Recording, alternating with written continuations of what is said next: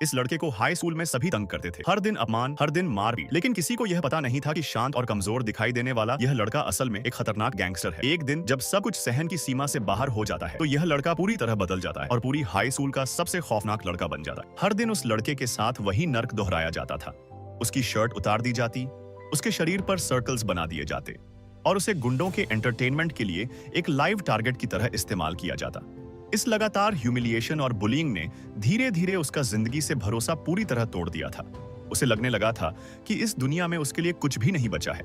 आखिरकार एक दिन वह कुछ खत्म करने का फैसला कर लिया। जब वह पुल से कूदने ही वाला था तभी एक अंकल ने गलती से यह सीन देख लिया। वह उस खोए हुए बच्चे को बचाना चाहते थे, लेकिन इससे पहले कि वह कुछ कर पाते, लड़का नीचे कूद गया और सीधे उन पर आ गिरा। जब अंकल को होश आया और वह धीरे धीरे उठे तो पहले तो वह उस लड़के को उसकी लैक ऑफ स्पोर्ट्समैनशिप के लिए डांटना चाहते थे, लेकिन अगले ही पल जब उन्होंने दोबारा आंखें खोली तो खुद को हॉस्पिटल में पाकर पूरी तरह स्टंट रह गए। अंकल को लगा कि यह सिर्फ एक छोटा सा एक्सीडेंट था, लेकिन जब उन्होंने मिरर में देखा तो शॉक में चले गए। वह अब खुद एक हाई स्कूल स्टूडेंट बन चुके थे। जैसे ही उन्होंने सोचा कि शायद यह सपना है, तभी उन्होंने अपने साथियों का शोर सुना। तब उन्हें एहसास हुआ कि वह असल में एक गैंग लीडर थे। बाहर जाकर जब उन्होंने हंगामा रोकना चाहा तो उनके सबसे भरोसेमंद आदमी ने ही उन्हें अचानक पंच मार दिया। आईने में अपना फ्रैजाइल चेहरा देखकर अंकल को समझ आ गया कि यह कोई सपना नहीं है। इससे पहले कि वह सिचुएशन समझ पाते, उनके लोग उन्हें घसीटकर मेमोरियल टेबल तक ले गए। अपने नए सुंदर लेकिन बेबस शरीर को वहां देखकर उन्हें गुस्सा आ गया। उन्होंने चीजें फेंकनी शुरू कर दी और खुद को बॉस साबित करने की कोशिश की, लेकिन इससे हालात और बिगड़ गए। उनके अंडरलिंग्स को लगा कि इस बच्चे की वजह से उनके बड़े भाई का एक्सीडेंट हुआ है। तभी चेयरमैन ने बीच में दखल दिया। वह अंकल के सीनियर थे और शायद नहीं चाहते थे कि जिस इंसान की वह सबसे ज्यादा इज्जत करते हैं उसकी मौत बेकार जाए। कुछ शब्द कहकर उन्होंने लड़के को जाने का इशारा किया। जाने से पहले अंकल ने अपने आदमी से कहा कि वह जरूर लौटेंगे। उनका असली नाम जिन देबा था, 7 स्टार गैंग का सेकंड इन कमांड।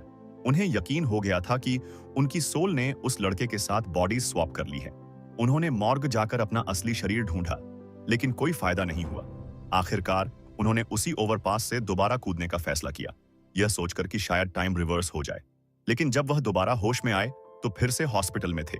इस बार पैर भी इंजर्ड था।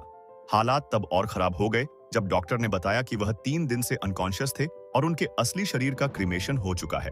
टूटे हुए दिल के साथ देबा फेंगन हॉल पहुंचे, अपनी एशेस देखी और अपने साथियों के छोड़े हुए मैसेजेस पढ़े। गहरे सोच विचार के बाद उन्होंने इस हाई स्कूल स्टूडेंट के शरीर में ही जीने का फैसला कर लिया। बैकपैक चेक करने पर उन्हें टैबलेट नोटबुक मिली, जिससे उन्हें लड़के का सच पता चला। उसका नाम सॉन्ग लिक्सियन था, एक डरपोक लड़का जिसे स्कूल में रोज पीटा और अपमानित किया जाता था।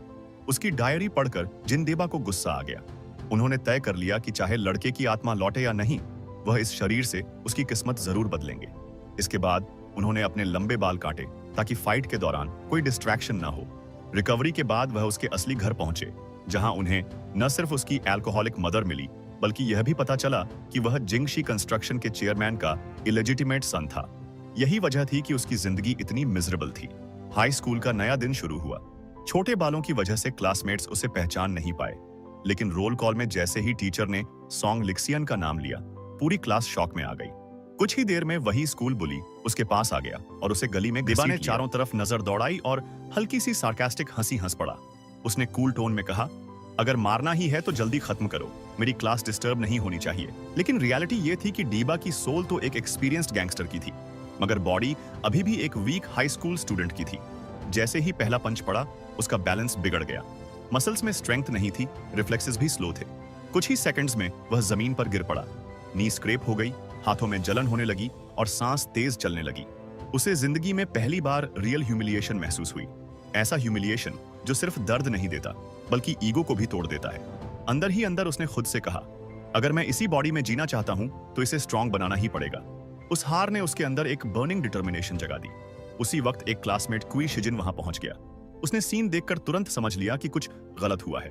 बिना ज्यादा सवाल पूछे वह डीबा को सपोर्ट देकर मेडिकल रूम ले गया। रास्ते में डीबा शांत था, लेकिन उसकी आंखों में अलग सी शार्पनेस थी जो किसी नॉर्मल बुलीड स्टूडेंट में नहीं होती। क्वी शिजिन ने यह सटल चेंज नोटिस किया। उसे याद आया कि पहले सॉन्ग लिक्सियन इतना डरपोक और साइलेंट रहता था, लेकिन अब उसकी बॉडी लैंग्वेज, बोलने का तरीका और आईज का कॉन्फिडेंस बिल्कुल अलग था।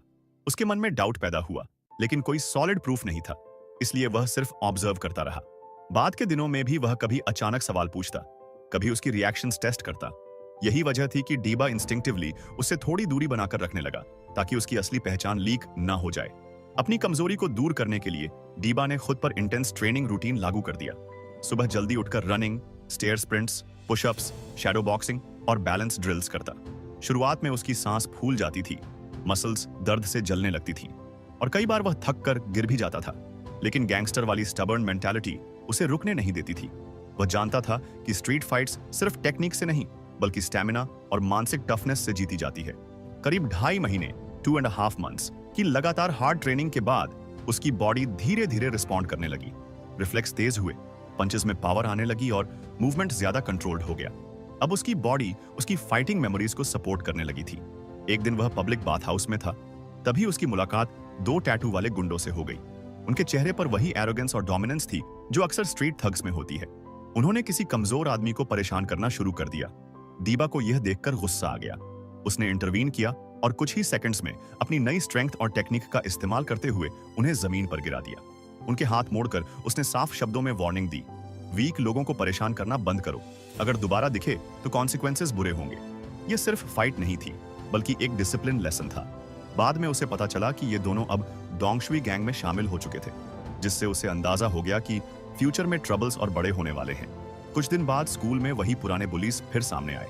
उस दिन कैंपस में घूमते हुए जिन देबा को एक बार फिर शाओबा ने रोक लिया।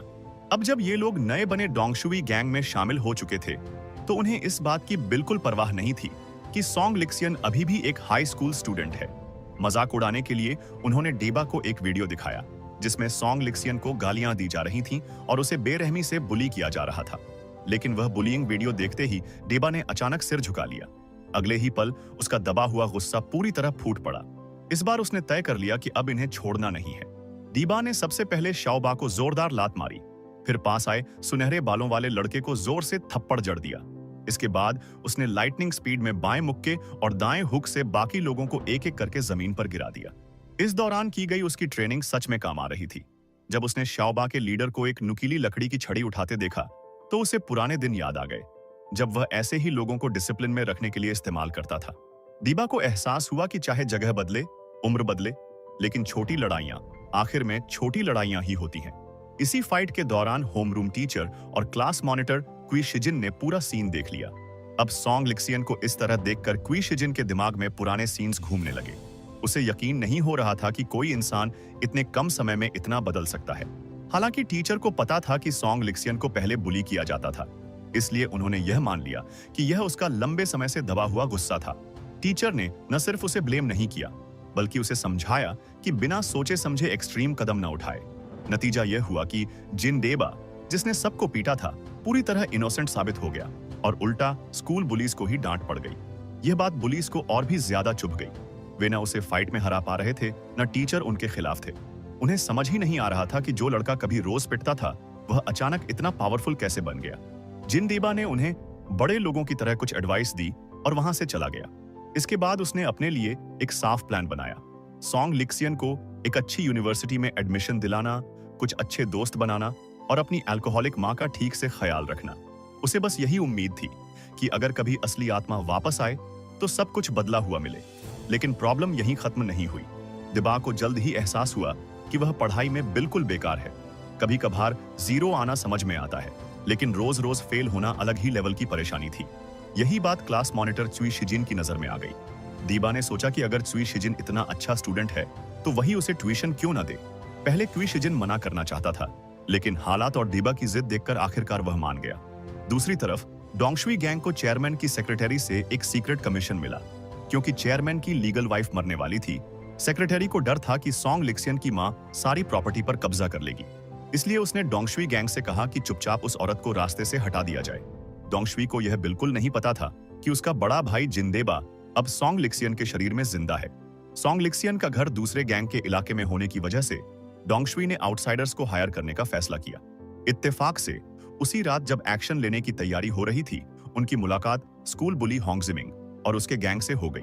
क्योंकि होंग जिमिंग अब डोंगशुई गैंग में शामिल हो चुका था, उसे भी इस काम में साथ ले लिया गया। होंग जिमिंग खुश था। उसे लगा कि अब वह असली गैंग मेंबर बन गया है। उसे जरा भी अंदाजा नहीं था कि वह सीधे अपने वर्स्ट नाइटमेयर की ओर बढ़ रहा है। उसी रात डीबा और उसका क्लासमेट ट्यूशन से लौट रहे थे। तभी उन्होंने देखा कि कई मास्क्ड लोग सॉन्ग लिक्सन की मां को जबरदस्ती किडनैप कर रहे हैं। बिना एक सेकंड सोचे जिन डेबा दौड़ पड़ा। उसकी आंखों में वही पुराना गैंगस्टर वाला लुक वापस आ चुका था। उसने चिल्लाकर कहा, डोंट वरी, डोर बंद कर दो। और उसी पल सिचुएशन पूरी तरह बदलने वाली थी। बाहर चल रही फाइट को देखकर होंग जानमिंग के मन में मिक्स इमोशंस भर जाते हैं। कुछ समय पहले तक वही लड़का सॉन्ग लिशियन की पिटाई कर रहा था, लेकिन थोड़ी देर सोचने के बाद वह किडनैपिंग मिशन छोड़ने का फैसला कर लेता है। दूसरी तरफ एक गैंगस्टर बॉस जो दूसरे शरीर में रिबॉर्न हुआ है, जिन देबा, पहले अकेले 10 लोगों से आराम से लड़ सकता था, लेकिन इस बार का बॉडी बहुत वीक है। वह स्कूल बुलीज को तो संभाल सकता है, लेकिन रियल गैंग मेंबर्स का सामना करने के लिए अभी भी स्ट्रॉन्ग इनफ नहीं है। इसी बीच यह भी नहीं भूलना चाहिए कि एकेडमिक जीनियस चॉय सेजिन उस समय जमीन पर बेइज्जत किया जा रहा था। दिबत तुरंत आगे बढ़ता है ताकि उसे किसी तरह बाहर निकाल सके, लेकिन अगले ही पल वह खुद गुंडों से घिर जाता है। किस्मत से बिल्कुल सही समय पर अलार्म बज जाता है, जिससे सभी लोग पीछे हटने पर मजबूर हो जाते हैं। हालांकि सॉन्ग रीह्यून की मां अभी भी अनकॉन्शियस थी, लेकिन कम से कम वह अब डेंजर से बाहर थी। इसके बाद पुलिस मौके पर पहुंचती है और किम डेबा से थोड़ी पूछताछ करती है। बाद में पता चलता है कि पुलिस इसलिए आई थी क्योंकि पास के किसी व्यक्ति ने फाइट देख ली थी और तुरंत कॉल कर दिया था। दीबा जल्दी ही अंदाजा लगा लेता है कि सॉन्ग रीह्यून की मां को किडनैप कराने के पीछे शायद चेयरमैन की सेक्रेटरी ली वेजिन ही थी, क्योंकि मोटिव और पावर सिर्फ उसी के पास थी। किसी भी हाल में चेयरमैन के इलेजिटिमेट सन के तौर पर सॉन्ग रीह्यून की आइडेंटिटी का बाहर आना आसान नहीं था। इसलिए डीबा पुलिस को यह कहकर मामला खत्म कर देता है कि यह सिर्फ पार्किंग को लेकर हुआ झगड़ा था और केस विथड्रॉ करवा देता है, क्योंकि इस बार वह सब कुछ अपने तरीके से हैंडल करना चाहता था। दूसरी तरफ किडनैपिंग मिशन फेल होने के बाद सेक्रेटरी ली वाइजिन, डोंगशुई और बाकी लोगों पर बुरी तरह भड़क जाती है। उसे डर था कि अगर पुलिस ने इन्वेस्टिगेशन शुरू कर दी तो मामला सीधे चेयरमैन के स्कैंडल तक पहुंच सकता है। इसी वजह से वह डोंगशुई गैंग के लीडर डोंगशुई को साफ शब्दों में कहती है कि चाहे जो भी हो, इस इश्यू को हर हाल में सप्रेस किया जाए। इसी दौरान जब डोंगशुई गैंग सॉन्ग लिक्सियन को टारगेट करने की प्लानिंग कर रहा था, रीबॉर्न हुए जिन देबा ने भी उनसे डील करने की तैयारी शुरू कर दी। हालांकि उसे यह अंदाजा था कि इसके पीछे ली वे जिन का हाथ है, लेकिन उसे यह नहीं पता था कि एग्जैक्ट कौन कौन से लोग इन्वॉल्व्ड हैं। फिर भी उसे पूरा यकीन था कि अगर एक बार किडनैपिंग हो चुकी है तो दूसरी बार की कोशिश जरूर होगी। इसी सोच के साथ उसने केस वापस ले लिया ताकि सामने वाला खुद को सेफ समझे और दोबारा मूव करे। अच्छी बात यह थी कि फिलहाल सॉन्ग लिक्सियन की मां स्पेशल प्रोटेक्शन में थी। अब देबा को बस एक एग्जाम्पल सेट करना था ताकि दुश्मन हमेशा के लिए पीछे हट जाए। इसी समय होंग जानमिन, जिसने पहले अपने बड़े भाई को धोखा दिया था, आखिरकार सॉन्ग लिक्सियन तक पहुंच ही जाता है। हालांकि स्कूल में उनके बीच कभी ज्यादा नहीं बनी, लेकिन वह सिर्फ माइनर क्लैशेस थी। किडनैपिंग में शामिल होना एक सीरियस क्राइम था। भले ही डोंगशुई गैंग हर जगह होंग जानमिन को ढूंढ रही थी, फिर भी उसने पहले सॉन्ग लिक्सियन और बाकी लोगों के रिएक्शंस ऑब्जर्व करने का फैसला किया। उसे लगा कि सॉन्ग लिक्सियन को उसके पास्ट इन्वॉल्वमेंट के बारे में कुछ पता नहीं है, लेकिन भागते समय क्यूशी ने उसका चेहरा साफ देख लिया। हालांकि क्यूशी ने सॉन्ग लिक्सियन के सामने कुछ नहीं कहा, लेकिन उसने अकेले में होंग जानमिन से सिचुएशन को लेकर सवाल किए। अभी तक अरेस्ट नहीं हुआ है, कोई बात नहीं, जब तक रिजल्ट सही है प्रोसेस कौन देखता है ना। इसके बाद सवाल उठा कि ये लोग आखिर मिलते कहां हैं। जवाब गोलमोल था, किसी खास एथनिसिटी से जुड़े लोग। ज्यादा जानकारी किसी को नहीं थी। जैसे ही डीबा को कंफर्म हो गया कि डोंगशुई गैंग ही मास्टरमाइंड है, उसे बाथ हाउस में मिले उन 2 गैंग मेंबर्स की याद आ गई। उन्हें बाहर निकालने के लिए उसने जानबूझकर अकेले स्कूल आना जाना शुरू कर दिया। और सच में कुछ ही दिनों बाद काले कपड़ों में 2 आदमी चुपचाप उसके पीछे लग गए। देखते ही देखते जिन डेबा को डोंगशुई गैंग ने सीक्रेटली पकड़ लिया और बांध दिया। तो आज की वीडियो यहीं पर खत्म होती है। अगर आपको इसका अगला पार्ट चाहिए तो वीडियो को लाइक, सब्सक्राइब करें और नीचे कमेंट में लिखें पार्ट 2। तब तक के लिए धन्यवाद। मिलते हैं अगली वीडियो में। बाय।